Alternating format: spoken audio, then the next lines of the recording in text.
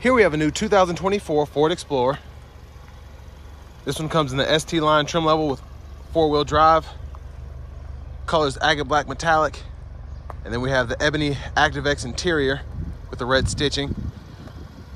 Powertrain consists of a 2.3 liter turbocharged 4-cylinder engine, made it to a 10-speed automatic transmission. So last year for this body style here, it is one of my favorites though. It's grown on me over the years. LED headlamps, LED daytime running lights, and LED fog lights. And it's just a nice sophisticated look. And depending on what trim level you go with, it kind of makes a big difference in how these look. And that's one of the reasons I like them so much. Now down here to the wheels, we do get these 20-inch painted aluminum wheels. I like how those, like the two-tone kind of goes with the agate black here.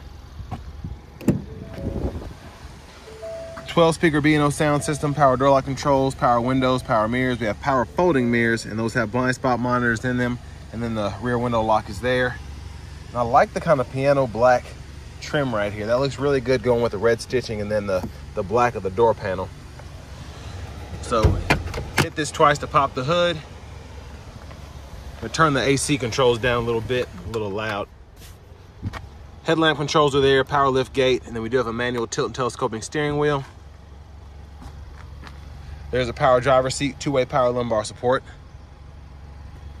So like the seat design, I like the bolsters too, but I really just love how the red stitching goes with the black of the inserts as well as the ActiveX on the outside.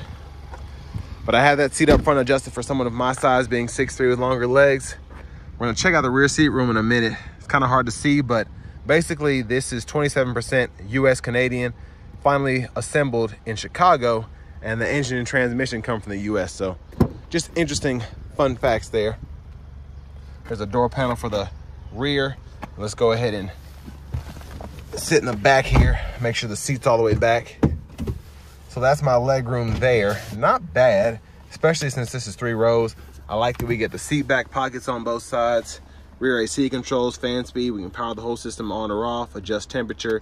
Then there's a 12-volt there and 2 USB-C ports right in there. And then bottle holders fold down right there. But there's a view of the front from back here. And just really good headroom back here. That's one thing I forgot to mention. It's just really impressive. And then I like that we have the bigger hanger hooks so we can hang our shirts, maybe even a whole uniform if you need to. And there's a view of the 3rd row. And you can see with the seat all the way back, that's the space. I think I can fit back there. I don't know how comfortable it'll be, but we're gonna try it. It is a skinny middle seat to get through. So that's my space back here.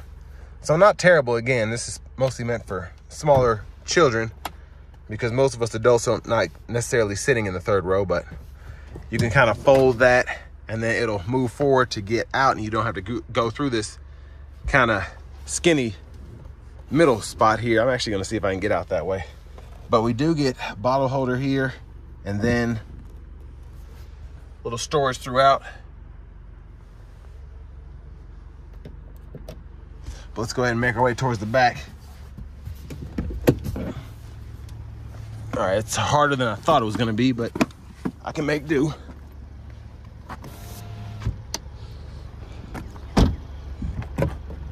Fuel filler there. And then we do get the LED tail lamps. Nice design here. I saw the 25 in person at the New York Auto Show, but I'm curious to see it like a factory model once it's actually done and not the concepts. But a big shout out to Ford Lincoln of Franklin for allowing me to review this Explorer today. I'll leave a link below in the description. If you want to fold these seats down, pull up here, and then they'll fold flat when the seats are up far enough, and then you can just pull up to get it back. Let's go ahead and close this up. There's quite a bit going on back there.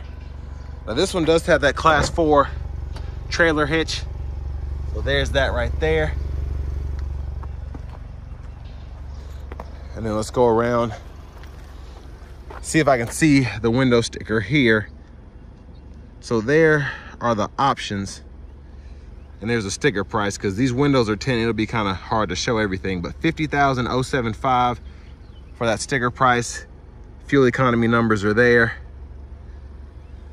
And then crash test ratings right there. So pretty decent. I mean, I shouldn't say decent, very good, just based on the numbers standpoint. I mean, the space is good, fuel economy numbers are good, crash test ratings are good. We have a power front passenger seat, just like the driver's side, with a two-way power lumbar, so that's impressive. Lockable glove compartment here, decent size.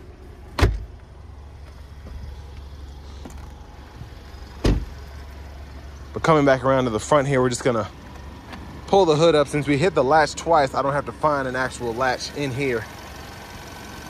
But there's that 2.3 EcoBoost 4-cylinder. Let's go ahead and hop in the driver's seat.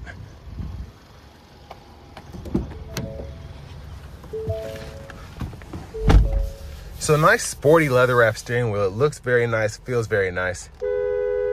There's a horn there. Now over here to the radio, I believe this is Sync 3. So we get AM, FM, XM, Bluetooth, navigation system here.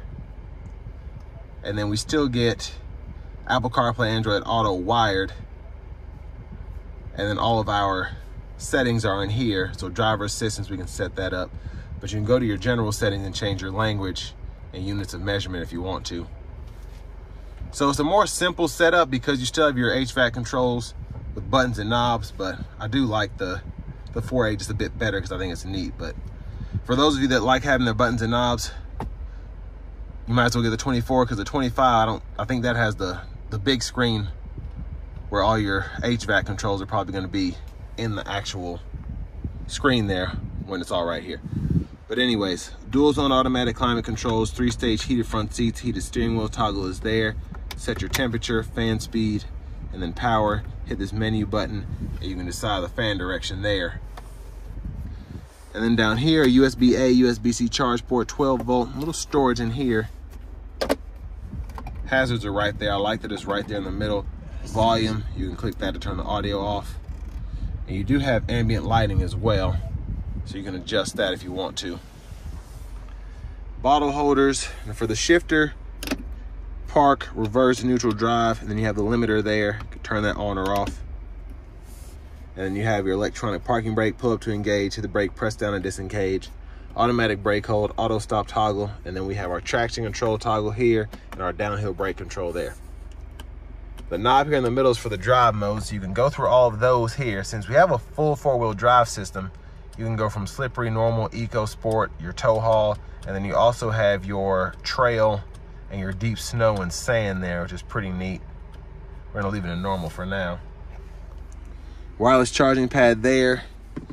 Center console cubby space with a 12 volt. Lights are here. Sunglasses holder. And there's a view of the back seat. Kind of have a lot going on there, but it's nice to see how much you can configure this to your liking if you want to. And then here, vanity mirror. I love that we have the LEDs, the white lights here in the vanity mirror. It's a nice touch. Now back to the steering wheel. Lane keeping system can be turned on or off here. Blinkers, high beams, we can toggle those and then flash. And then we have our automatic windshield wipers. So one time off, auto, low, high.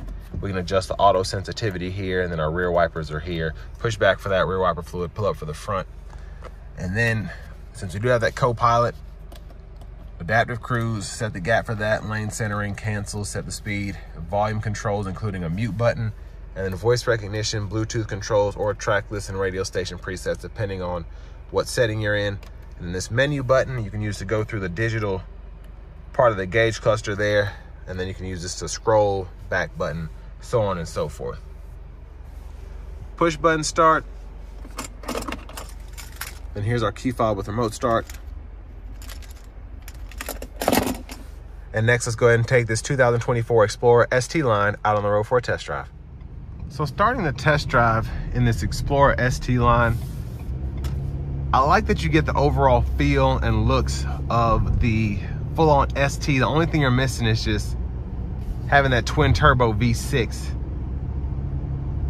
But this is still a pretty good powertrain. You get the 10-speed automatic still. You have a turbocharged 4-cylinder, which is more efficient, and also still pretty quick.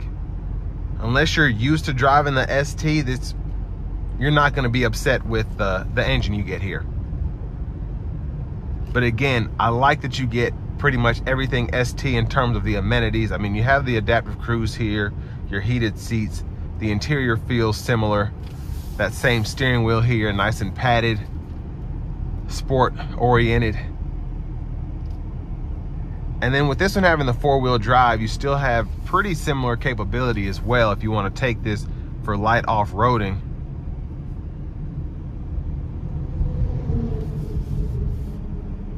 But I mean, so far it feels like, it doesn't feel as sporty as an ST in a good way. I feel like this is more of something I could daily commute in. It doesn't feel like a full-fledged sports SUV, but it is, again, sport oriented. So I'm gonna go ahead and change the drive modes because I've had it in normal.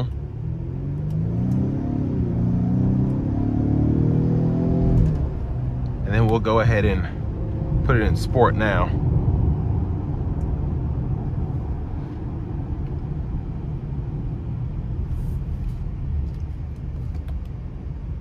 So I do like that we have the ability to use the cruise control. So this is a school zone, 20 miles per hour. So I'm able to actually set it to 20 miles per hour and use the adaptive cruise here, which is pretty neat. So very nice to have that.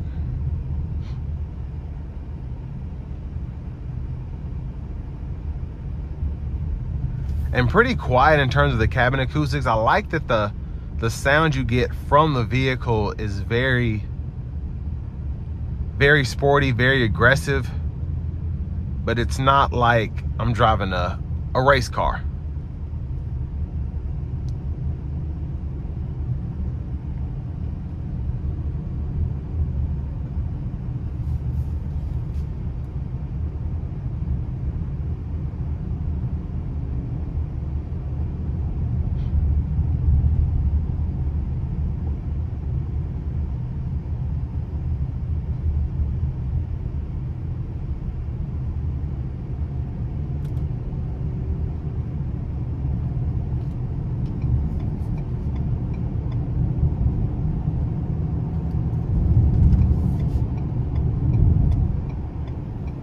So since we still have it in sport mode, I'm gonna go ahead and get ready to get on the interstate here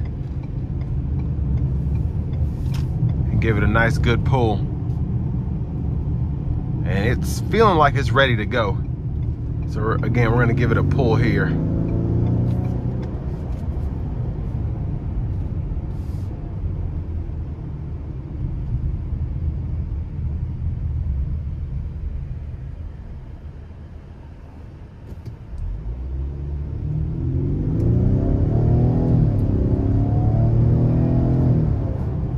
So not a lot of room there, but my gosh, this thing is quick.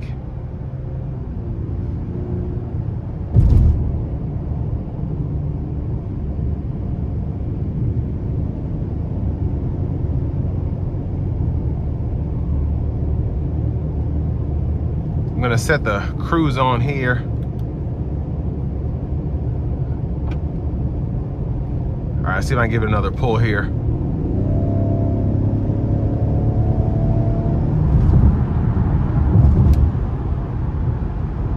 So pretty impressive power all the way around. I have the lane centering on with the adaptive cruise, and it's just nice to be able to, at any given moment, just put my foot into this thing.